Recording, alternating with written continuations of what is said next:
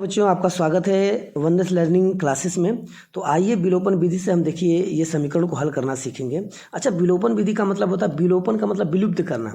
किसी एक पद के मान को हम विलुप्त करके दूसरे के पद के मान से हम हल करके उसका वैल्यू निकालते हैं, ठीक है ना। और वो वैल्यू फिर क्या करते हैं, एक समीकरण में रखेंगे तो आ जाता है। इस तरह से बहुत 4y बराबर 10 ये समीकरण नंबर हमारा क्या हो जाता है, 1 हो जाता है, ठीक है ना। समीकरण 1 आप लिख सकते हैं।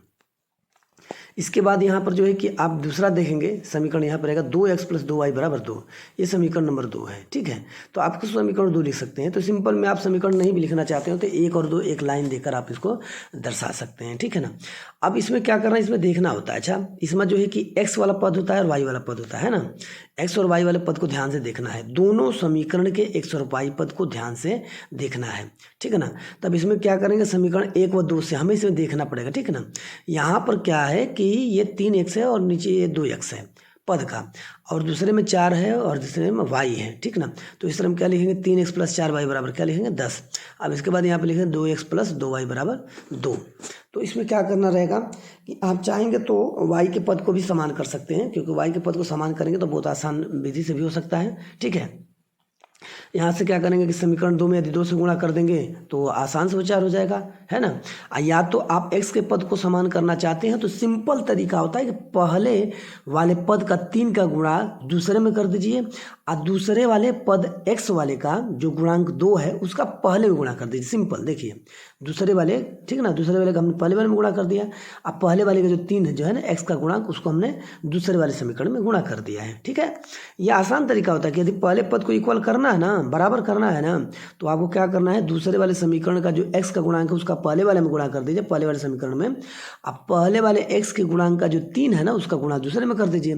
कितना हो जाएगा, 2 3 6x, अब प्लस क्या हो जाएगा, 2 चौको 8y हो जाएगा यहाँ पे, ठीक है ना, 8y लिखेंगे हम। इसके बाद क्या करेंगे, अब 2 का 10 में भी गुणा करना है, ठीक है ना। 2 दाम में कितना हो जाएगा, 20। मिस याद रखिएगा कि 2 का हम पूरे ही समीकरण में करेंगे ना।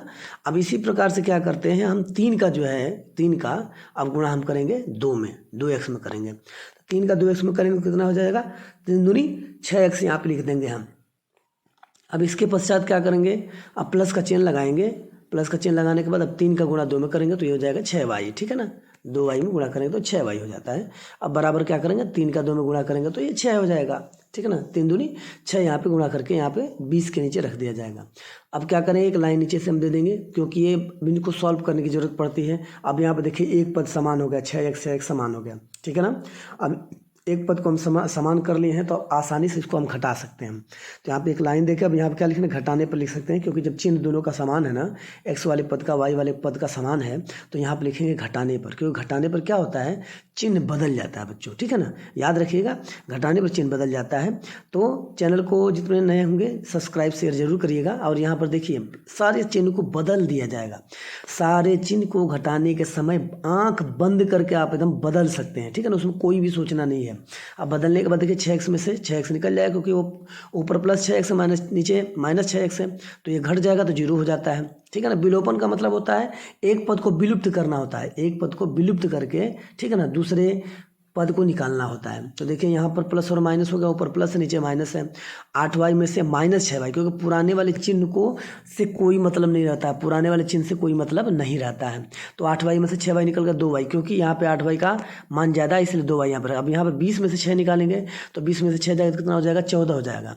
यहाँ पर चिन्ह धनात्मक इसलिए लिए गए हैं क्योंकि यहाँ धनात्मक की वैल्यू ज़्यादा है, धनात्मक संख्याओं की वैल्यू ज़्यादा है, इसलिए दोनों में धनात्मक चिन्ह लिया गया है। y का मान निकालेंगे, अब y गुणांक में 2 है तो इसको भागांक में कर देंगे, 14 के भागांक में कर देते हैं और 2 से कटाते हैं, कितना, 2 एकम 2 सत्ते 14, ठीक है ना। y का मान कितना निकल जाता है आपका, ये 7/1 है, तो 7/1 हो तो y का मान निकल जाएगा 7, ठीक है। ये याद रखने की चीज़ है। y का मान कितना आ गया, अब 7 आ गया।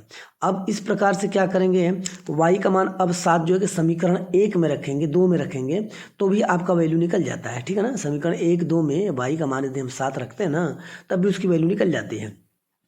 तो आप आसानी से y = 7 जो है कि समीकरण नंबर किस में चाहेंगे तो समीकरण नंबर 1 में आप रख सकते हो, जो ऊपर यहाँ पे दिया गया है। तो समीकरण नंबर 1 पहले क्या करेंगे, लिख लेना पड़ेगा। तो यहाँ पे लिखना पड़ेगा समीकरण y = 7 समीकरण 1 में रखने पर, समीकरण 1 में रखने पर, ठीक है, ये याद रखिएगा, समीकरण 1 में रखने पर। अब ये क्या करेंगे, 3x + 4y, ठीक है। यहाँ पर जो है कि हमारा जो आप 3x + 4y जो हमारा समीकरण है इसमें हमें इसको रखना है। और चैनल को सब्सक्राइब शेयर जरूर करिएगा, ठीक है ना, जिससे कि जो कमज़ोर बच्चे भी हैं उनको उनकी सहायता मिल पाए और वो भी जो है कि अच्छा मार्क कर पाए, ठीक है ना। तो 3x + 4y बराबर क्या हो जाएगा, 3x + 4y बराबर कितना हो जाएगा, 10 लिखेंगे हम। अब यहाँ पर जो है ना, जहाँ पे y की वैल्यू 7 है, y का जहाँ पे वैल्यू वहीं पे रखना है और 4 और ब्रैकेट लगाना जरूरी है। ब्रैकेट भी लगा सकते हैं, ब्रैकेट लगा के लिख सकते हैं या तो डायरेक्ट भी लिख सकते हैं, लेकिन ब्रैकेट लगा के अच्छा रहेगा, ठीक है ना, क्योंकि ब्रैकेट ओपन करने में गुणा हो जाता है। अब यहाँ पे क्या हो जाएगा, 3x + 4 7 कितना हो जाएगा, 28 हो जाएगा, ठीक है ना। 4 7 28 हम रखेंगे, यहाँ पे 10 हो जाता है। अब यहाँ पर क्या करते हैं, देखिए चर पद और अचर पद होगा, तो अचर पद को अचर पद की तरफ लेकर जाएंगे, ठीक है ना। 3x 28 को ले जाएंगे 10 की तरफ, क्योंकि उसको पक्षांतर करने में चिन्ह बदल जाता है।